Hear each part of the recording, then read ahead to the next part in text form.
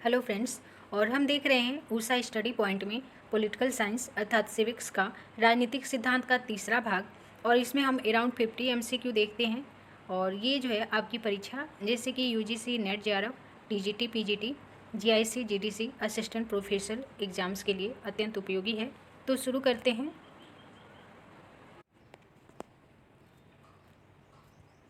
हमारा पहला क्वेश्चन है, मैं ही राज्य हूँ ऐसा किसने कहा। तो इसमें जो सही आंसर हो जाएगा सी। फ्रांस का लुई 14वां जो शासक था उसने कहा कि मैं ही राज्य हूँ। अगला क्वेश्चन कह रहा है कि राज्य के आवश्यक तत्व जो है वो हैं कितने हैं। तो सही आंसर हो जाएगा सी। राज्य के आवश्यक तत्व जो है 4 हैं। निश्चित भूभाग, संप्रभुता, सरकार और निश्चित भूभाग, संप्रभुता, सरकार और एक और है फ्रेंड्स, ये है जनसंख्या। Sorry friends. अगला जो क्वेश्चन है ये कह रहा है कि राज्य का कार्य अच्छे जीवन की बाधाओं के मार्ग में बाधा पहुंचाना है। ये कथन किसका है। तो ये जो कथन है वो है ग्रीन का। और ये 2022 का जो एग्ज़ाम है इसमें पूछा था असिस्टेंट प्रोफेसर में। हालांकि ये पूछा था, इनडायरेक्टली पूछा था कि इस कथन का क्या तात्पर्य है। ये राज्य के सकारात्मक कार्यों के बारे में वर्णन कर रहा है या नकारात्मक कार्यों के।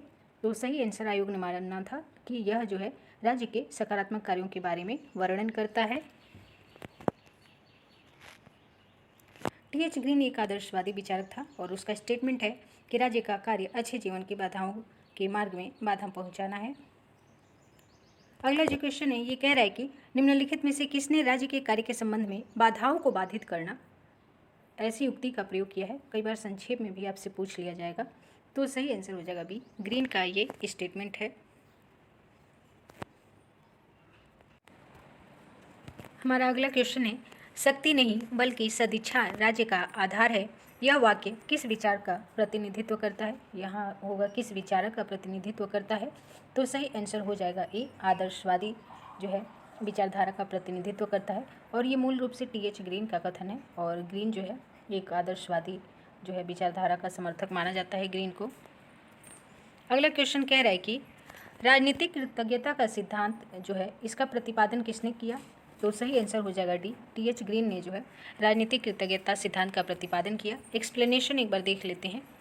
यहाँ कह रहा है कि टीएच ग्रीन ने अपनी विख्यात कृति lectures on the principle of political obligation में कहा है कि राज्य ऐसी संस्था है जिसका ध्येय सामान्य हित को बढ़ावा देना है और सामान्य हित का विचार ही राजनीतिक कृतज्ञता का आधार है। अगला क्वेश्चन कह रहा है कि संकल्प न की शक्ति राज्य का आधार है। ये कथन किसका है। तो ये जो कथन है बहुत फेमस है, ग्रीन का कथन है, संकल्प न की शक्ति राज्य का आधार है। अगला क्वेश्चन कह रहा है कि किसने कहा कि राज्य का आधार शक्ति नहीं है। तो टीएच ग्रीन का कथन है। ये क्वेश्चन फ्रेंड्स कई बार पूछा है, हम स्किप भी करेंगे अगर 2 से अधिक बार होगा तो फ्रेंड्स आप देख रहे हैं कि ये सेम क्वेश्चन 3 से 4 बार यहाँ पूछा हुआ है कि इच्छा शक्ति नहीं राज्य का आधार है या शक्ति नहीं वरन इच्छा राज्य का आधार है। ये मेनी टाइम जो है ये देखिए क्वेश्चन पूछा हुआ है, टीएच ग्रीन का कथन है। तो इसलिए हम उसको जो है आगे बढ़ते हैं। अगला जो क्वेश्चन कह रहा है कि आदर्शवाद है क्या है। तो आदर्शवाद जो है राज्य का समर्थक है। और इसका एक्सप्लेनेशन देख लेते हैं। एक्सप्लेनेशन इसका अत्यंत महत्वपूर्ण है क्योंकि कई बार इस तरह से इनडायरेक्टली क्वेश्चन पूछा है कि कौन कौन से विचारक आदर्शवादी हैं, या अगर आपको पता है कि कौन से आदर्शवादी हैं तो कौन जो है व्यक्तिवादी है, इस तरह का पूछे तो आप एलिमिनेट कर पाते हैं। तो यहाँ आप आदर्शवादी विचारकों के बारे में देखेंगे। आदर्शवादी विचारक राज्य के समर्थक होते हैं और राज्य को नैतिक संस्था जो है मानते हैं।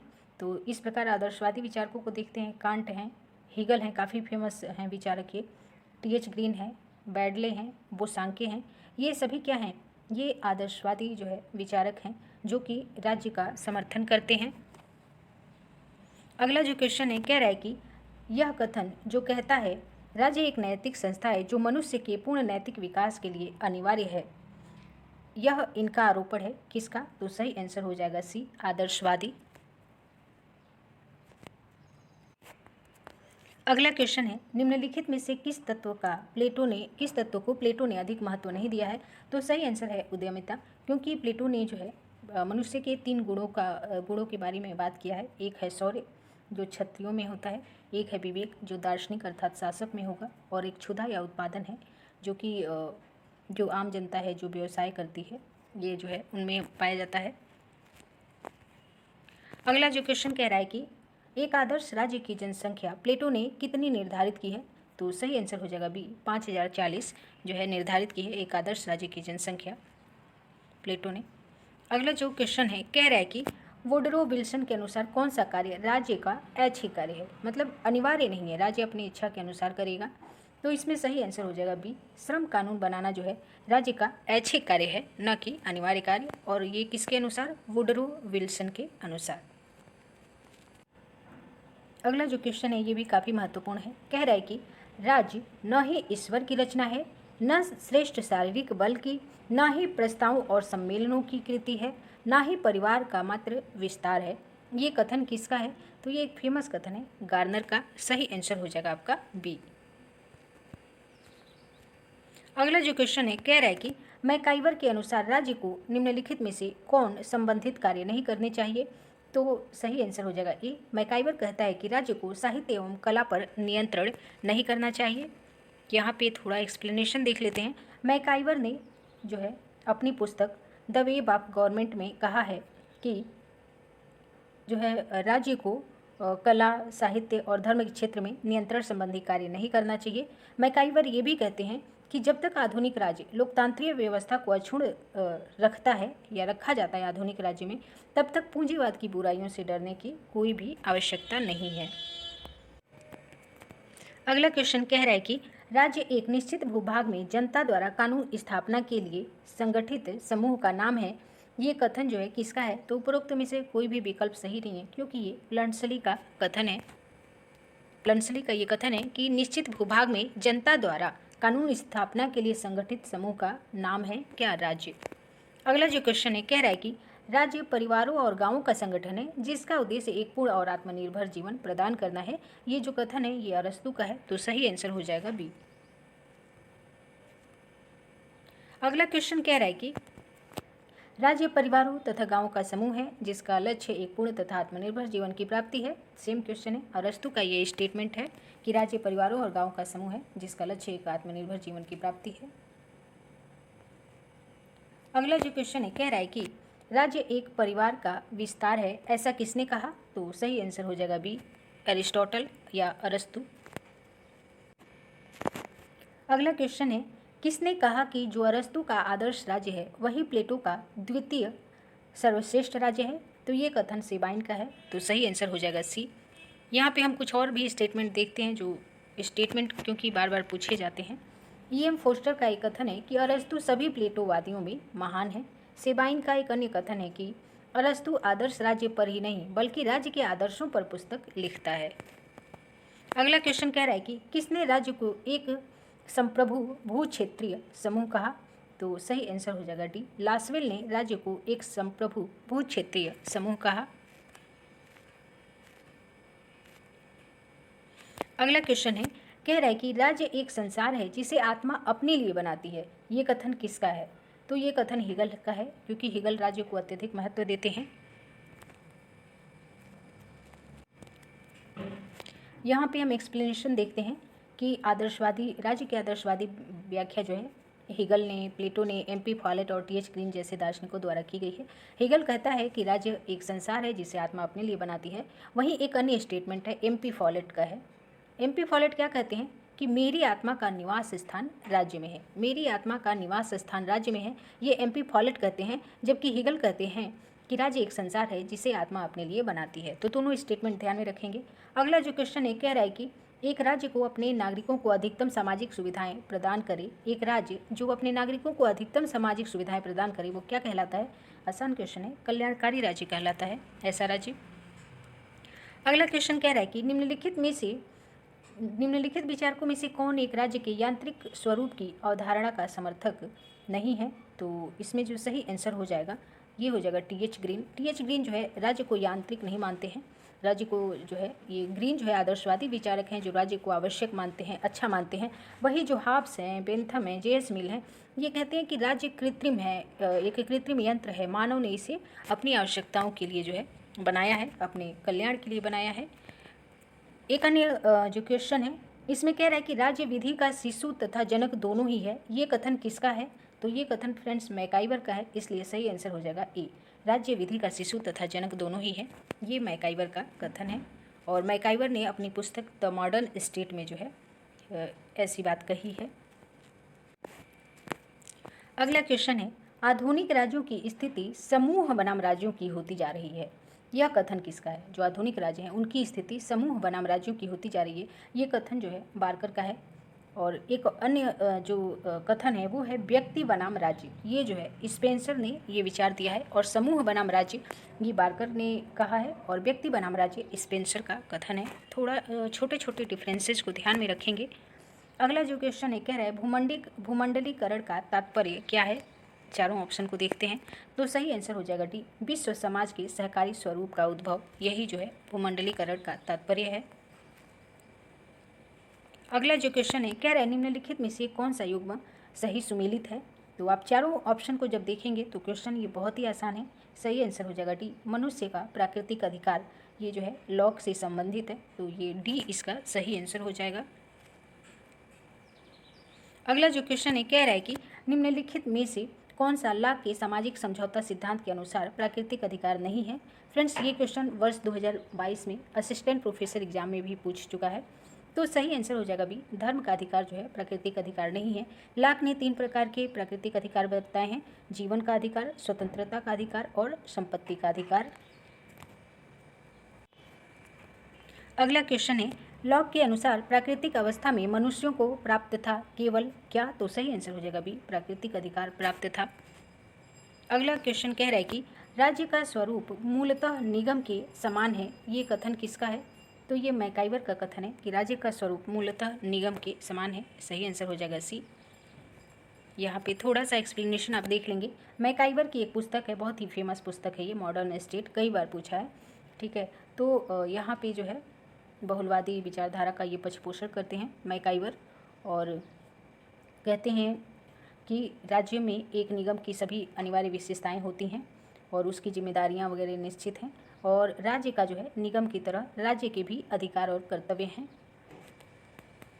एक अन्य स्टेटमेंट देखते हैं, लास्की का है, लास्की भी राज्य को सामाजिक समन्वय करने वाली संस्था या सार्वजनिक सेवा निगम की संज्ञा देते हैं। अगला जो क्वेश्चन है कह रहा है लास्की के अनुसार राज्य है, राज्य क्या है? तो सही आंसर हो जाएगा बी, लास्की के अनुसार जो है राज्य समाज का सेवक है। यहाँ पे आप देख रहे हैं कि लास्की ने क्या कहा है, राज्य को सार्वजनिक सेवा निगम कहा है या समाज का सेवक कहा है।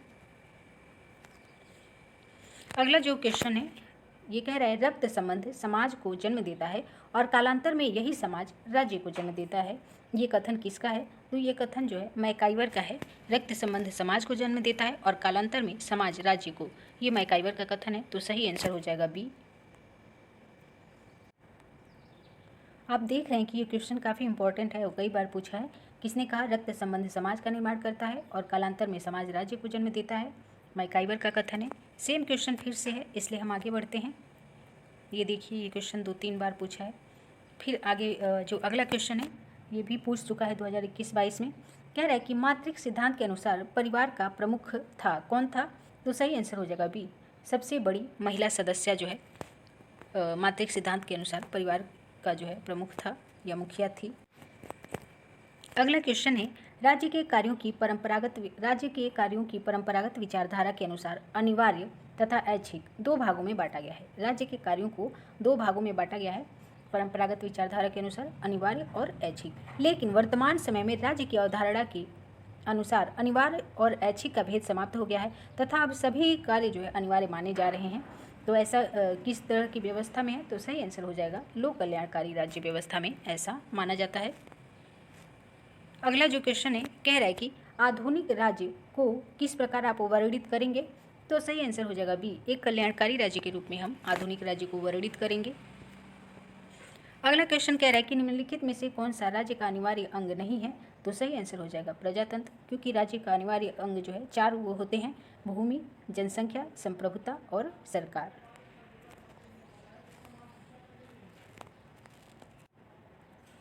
अगला क्वेश्चन कह रहा है कि निम्नलिखित में से कौन राज्य का आवश्यक अंग नहीं है? तो सही आंसर हो जाएगा डी, कानून। आप 4 अंग जो राज्य के 4 आवश्यक अंग हैं या तत्व हैं उसे याद रखेंगे, निश्चित भूभाग, सरकार, संप्रभुता और जनसंख्या।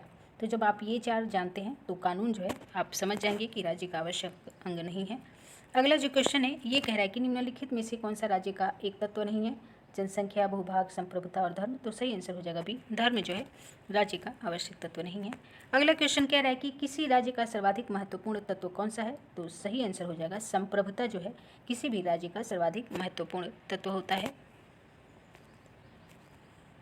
अगला क्वेश्चन कह रहा है कि निम्नलिखित में से कौन सा वर्ग खड्गुण्य नीति का भाग नहीं है? तो सही आंसर हो जाएगा डी, षड्यंत्र या पंचशील। खड्गुण्य जो है कौटिल्य द्वारा प्रतिपादित विदेश नीति से संबंधित 6 बातें हैं जिनका एक देश जो है एक राज्य पालन करता है। ये 6 तत्व क्या हैं आप यहाँ पे देख लेंगे एक बार। अपने विदेश संबंधों के संचालन के लिए 6 प्रकार की नीतियों के बारे में उल्लेख किया है। किसने? कौटिल्य ने। इसे खड्गुण्य नीति का नाम दिया गया है। इसमें 6 चीज़ें क्या है? वो 6 तत्व हैं संधि, विग्रह, आसन, यान, संश्रय और द्वैधी भाव। ये 6 तत्व जो है आप याद रखेंगे क्योंकि क्वेश्चन जो है पूछा जाता है। अगला क्वेश्चन कह रहा है कि निम्नलिखित में से कौन प्राचीन भारतीय विचारकों द्वारा प्रतिपादित राज्य के सप्तांग सिद्धांत के 7 अंगों में शामिल नहीं है? तो सही आंसर हो जाएगा बी, पुरोहित इसमें शामिल नहीं है, स्वामी भी है, पुर है, कुश है। अगला क्वेश्चन कह रहा है कि सप्तांग सिद्धांत का प्रतिपादक कौन था? आप जानते हैं कि कौटिल्य और मनु दोनों ने सप्तांग सिद्धांत जो है दिया है, लेकिन इसका प्रमुख जो प्रतिपादक है वो है कौटिल्य। तो सही आंसर हो जाएगा आपका सी। अगला क्वेश्चन कह रहा है कि मनु की खड्गुण्य नीति में निम्नलिखित में से क्या शामिल नहीं है? तो यहाँ पे शांति का मतलब है संधि से, जब संधि स्थापित करते हैं तो आप शांति जो है चाहते हैं तभी संधि करते हैं। संशय भी है, आप आश्रय लेते हैं, विग्रह भी है, व्यवहार नहीं है। तो सही आंसर हो जाएगा बी, मनु की खड्गुण्य नीति में व्यवहार जो है शामिल नहीं है। यहाँ पे इनके 6 नीतियों को देख लेते हैं। संधि है, विग्रह है, यान, आसन, द्वैधिभाव और संशय है, व्यवहार नहीं है इसमें। अगला जो क्वेश्चन कह रहा है कि निम्नलिखित में से कौन सा एक राज्य नहीं है? यहाँ राज्य से तात्पर्य राष्ट्रीय राज्य या किसी देश से है। तो आप जानते हैं नेपाल, श्रीलंका, बांग्लादेश ये सभी एक जो है स्वतंत्र देश हैं। राजस्थान क्या है? एक राज्य या प्रांत है जो भारत देश में शामिल है। तो सही आंसर हो जाएगा यहाँ पे ए। तो आज का ये आखिरी क्वेश्चन था, तो इसमें इतना ही। धन्यवाद फ्रेंड्स।